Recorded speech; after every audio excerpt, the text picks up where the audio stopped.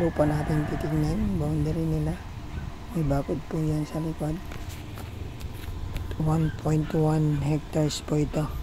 Yan po yung mga bakod nila. So, nandito po tayo sa bayan po ng Umingan, Pangasinan. So, yan. Medyo malayo yung mga bakod. So, papaliparan natin mamaya ng drone yan. Nandito tayo sa Barangay Road. Yan po yung end po ng lupa. And hanggang dun po ang umpisa.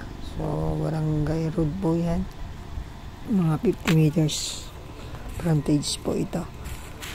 So, napakalapit din po ng provincial road nito, mga 50 meters lamang or 30 meters lamang ang layo ng provincial road papuntang Nueva Ecija sa Umingan.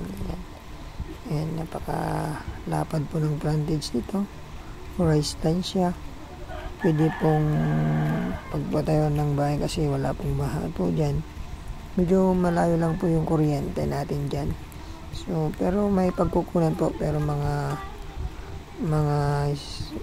more or less 800 meters pagkukunan po ng kuryente. Yan, dito po tayo sa umpisa ng lupa hanggang dun. So, galing po tayo doon. So, mga 50 meters po ang frontage natin. Ito po yung daan na papalabas po yan, papuntang provincial road. Makikita nyo po yan sa aerial view natin. Salamat po.